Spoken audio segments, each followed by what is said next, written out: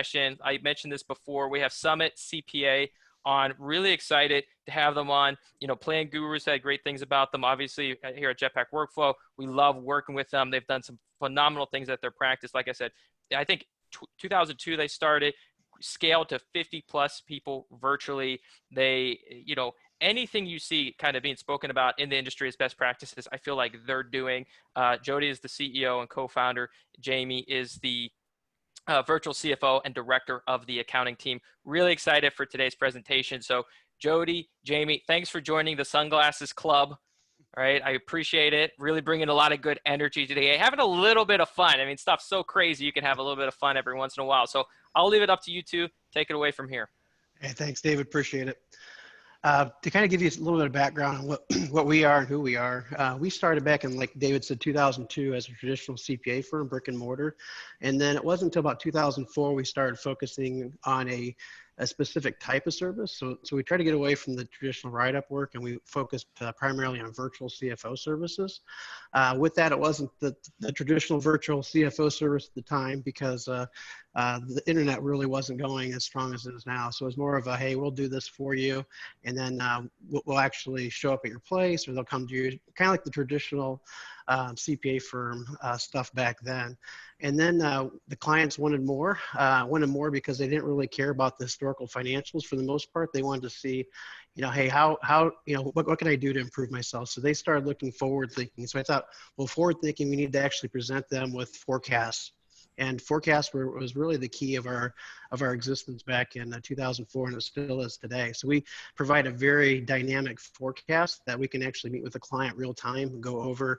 And as Christian mentioned with Plan Guru, that was the tool that we decided on, and it's been a great tool ever since. It's been really a key part of it. And since then, I'd say back in probably 2010, to give you a little perspective on that, we were at about $600,000 in revenue. This year we'll probably hit the $7 million mark. So a huge growth in that short period of time. And a lot of it has been on a couple of things we're going to talk about today. And that's basically focusing on our clients and focusing on our team, and in both those aspects, we'll kind of dig in a little bit and kind of give you some hints on how we did it. The whole idea of this is to give you an insight on, hey, how we've done it, and I hope you can pull at least a couple little nuggets out of it to maybe help you get to where you want to be with your firm or your company. Yeah, so as Jody mentioned there, to be the firm of the future, obviously we're looking in two directions. We're looking both with our clients and with our employees. So just a real quick story here on the third bullet point there. One of the big things for us is if you're working with Summit, either as a client or as an employee, you have to be willing to deal with change. You know, we're always changing. We're always trying to get better. And the great story that I like to tell about this is actually one of our sponsors here, the cash flow tool. We spent about 6 months perfecting our cash flow management tool. We thought we had a great tool. We built it in Excel.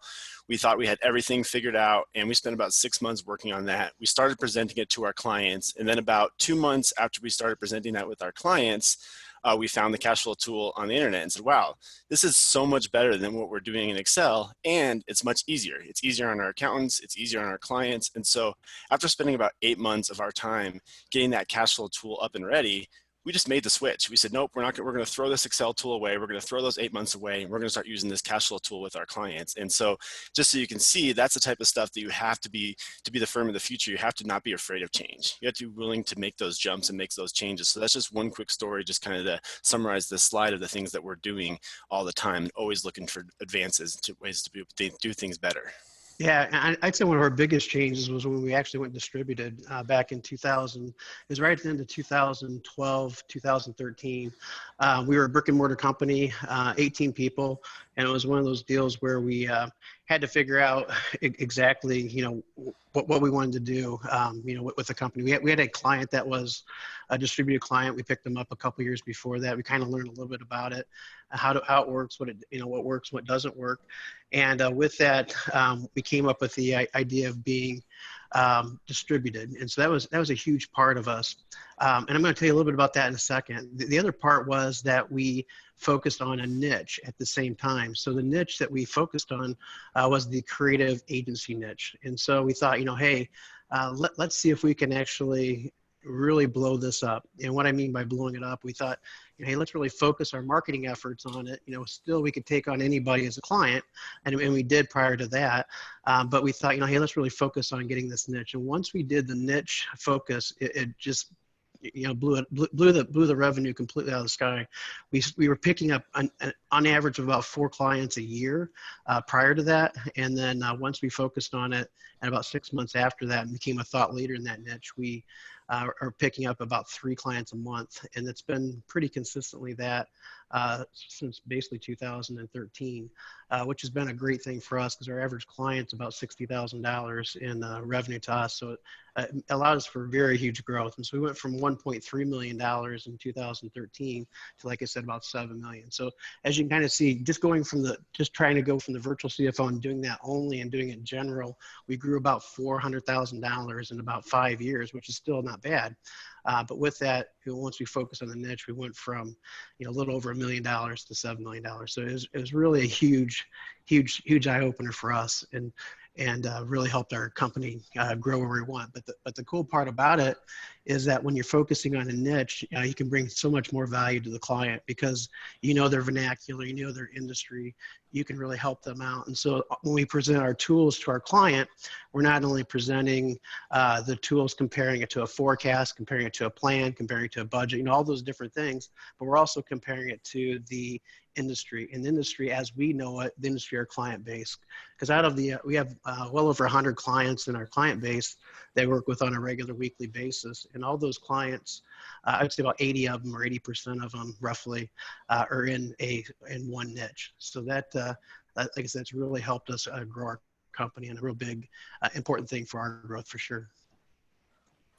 Yeah, so one of the questions that came into the Q&A was which cash flow tool we're using, and yes, it is the Finagraph cash flow tool is the one we're using. So that's what we're going to talk about real quick here. So obviously our tools are very important. Again, going back to our clients, so we want to make sure we're giving the best view to our clients, and we also want to make sure it's easy for our accountants and our CFOs to deliver that product to the clients. So Plan Guru just presented. We love Plan Guru as a forecasting tool.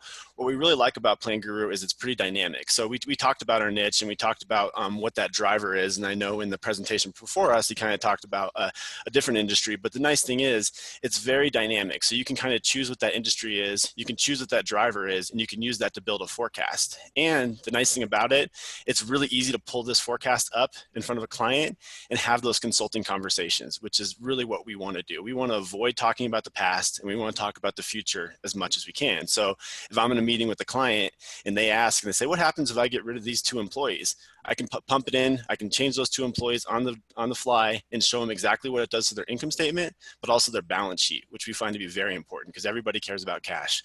Everybody wants to know what it's going to do to cash and what it's going to do to our company's cash. So I can run those things through there, show what it does. On the other side, I can also do increases. What if we hire 2 new employees? What if we win this contract?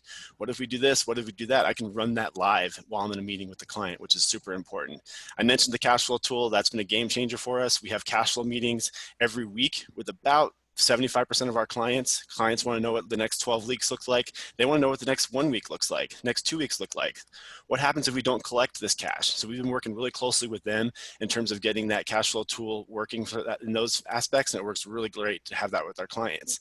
And the last thing is something we've just implemented, which is reach reporting. And so this is a financial statement that is online. Our clients have access to it at any point, and we can build special reports for them. So it's not an out-of-the-box type reporting function. We can build special reports that make for one client. One client might be really interested in their gross profit metrics. We can talk about that in this report, where another client might not care about gross profit. They might just care about their current ratio. So we can build those reports to make it so the client can see what they want to see. So these are the 3 tools that we really use externally facing that are really important with us and our clients. And I'd say the big thing about that is we set up things that's very replicable, that we can repeat from one client to the next. We don't want it to be very snowflakey at all in our presentation. And because we can do that, we can actually do what we call value-based billing. And with that, I want to give a lot of credit to Ron Baker because I read his book back in 2001 before I even started the firm, and I kind of based all of our billing on his. I took a little twist to it. So again, a lot of credit goes to him for that. But with the with the billing, we allow basically all of our clients to be billed on a weekly basis. So instead of sending invoices out monthly, hourly, or whatever, everything is replicable. So we know what the dollar amount's going to be. The client knows what the dollar amount's going to be. It's the same dollar amount for each client, not for each client, but for each client has the same dollar amount on a weekly basis. And with that, then it allows us to actually just zap their accounts every Monday. So we have like a $7 million firm, but we have 0 accounts receivable. Actually, it's a negative accounts receivable because we bill on the Monday before we actually do the work. So again, it's a really cool process if we can make it as repeatable as possible. So that's a huge part of what we do and really everything that we do. So Jody, 4 minutes left. Just want to throw it at you. Yep. So you know where we're at. So kind of popping over to the employee side, with the employees, it's really important that not everybody's cut out for working distributed. Not everybody's coming out, cut out for that. And so it's important through the interviewing process that you find the right people for the job. And so our interviewing process is really lengthy. It's about 10 different stages of the interview process, meeting multiple people, taking different testing to see exactly how they would fit and how they work with the different situations. So when we look for an accountant, we're not looking for really truly an accountant. We're looking for somebody that can tell a story. And so that's a real big part of our process, is because we want our CFOs to be able to communicate not just the accounting part to the client, but also basically the strategy, really kind of help them get to that next level, guide them, and be that trusted advisor for them. Yeah, and so the next part of that, obviously, is once we get them in the door, how do we keep those employees? And so when I took this job, just with any job I took, and hopefully all of you do the similar thing, the first thing I did was talk to a couple of my mentors. And I said, does this job seem like a good fit for me? And the number one thing they were all worried about was I'm an extrovert. So working from home, they were really worried, how was I going to survive in this environment? And so I brought that concern back to Jody and Adam, and this is exactly what they showed me. They said, oh, you don't need to worry about that. Look at what we have. And they showed me the Sococo tool, which is our virtual office, which is pretty amazing. And so Sococo is a virtual office. And the nice thing about it is it makes it easy for me to interact with others. So if I have a question for Jody, all I have to do is go knock on his office. I'll be in there. We'll both pop up our cameras, we'll both pop up the screens, and we can talk through whatever we need to talk to. It just gives you a different feeling versus just launching a go-to meeting. So I think that's the one thing that has made my life as an extrovert easier at this virtual environment. And plus with clients, I'm always meeting with clients. And so the other part of that is Slack. Slack makes it easier to communicate. I think everybody in every job has had a instant messaging tool, but I think Slack's the best of those. It organizes your messages. It's not like you're just getting random messages from all over the place. You use channels and you use all those things to make sure you're communicating with each other properly. And then obviously Jetpack Workflow. We started Jetpack a little over a year ago, and it's really changed the way we do things. The number one complaint we got from our employees was, I don't feel like I can take a day off. Everything I do is so dependent on me, I can't take a day off. So that's when we implemented Jetpack Workflow. And we always joke, I talk about Jetpack all the time with the team, and we told David a little while ago that they actually call me Jetpack Jamie because I'm always talking about Jetpack at every meeting I'm in. So Jetpack is really important to us. We want to have our procedures documented. We want to make sure we have everything documented so that our employees can redo it. So if I'm out of the office for a week, I can have another employee hop in. And the nice thing about that, after we started documenting everything we're doing and we started adding videos, we started adding documents, we started adding workflow, what happened with that was we also make it really easy to change clients. For a while there, we were scared to death to ever move a new CFO or move a new accountant onto a client. Now it's super easy because all it is, hey, take over this client for me. Everything's documented in Jetpack. There might be a couple questions that go with it, but we're really easy to do that. So that's kind of the third tool we're using there. Yeah, to wrap things up, basically becoming a thought leader is like a big, huge part of what our success and growth, really focusing on a niche and really kind of marketing towards that thought leadership, keeping that culture for the people that we need, because again, we want to bring those people on. We want to make sure that they stay on. So providing the right technology is hugely important. With our clients, we want to make sure that they understand what's going on in their business, how to do it, and allowing us to help them guide their business and grow their business. Of course, innovation and adaptation are a couple, 2 keys there. So that kind of wraps things up for us. If you have any questions at all, we weren't able to answer them today. Feel free just to shoot out an email to us. Our email's right there. Either one of us would be happy to jump on a Zoom call with you if you want half an hour, so we can pop on and help you or guide you through that. That may be a big mistake with me, people on this, but go ahead and feel free to hop on, and we'll make time for you for sure. And I see some questions in the chat that I'll answer as well. So I'll answer those once we get off here, but I'll be answering those after the fact here. Awesome. Thank you so much, guys. People are asking, hey, what's with the sunglasses? Look, like what it's all about is this is a fun one-day summit. We're all quarantined. We're all trapped inside. Let's throw them on. Let's have a little bit of fun. Why are we playing random dance music between sessions? Well, because it's a little bit of fun, right? Does it make it harder to see? Yeah, absolutely. But look, that's why we're doing it. We're just having a little bit of fun with the community. And I think today, aside from hearing impactful speakers like Jody, like Jamie, and all these amazing vendors, it's just the day to exhale for a second, get your headspace together, try to learn some great best practices, pick up 1, 2, 5, 10 ideas, right? And just chew on them over the next day, over the weekend, over the week to really impact your firm. So all that to say, Jody, Jamie, thanks for coming on. Really, really appreciate you two and all the content that you have delivered. Next up, we have Andrew Argue, who's just jumped on. Really excited about that. So Andrew will be coming on in just 2 or 3 minutes. We're going to do a quick water break, bio break, and then we're going to hand it over to Mr. Miami, Andrew Argue, and I have a little intro to read about him. So stay tuned, everybody. We're going to jump back on in 2 minutes. Andrew's going to present.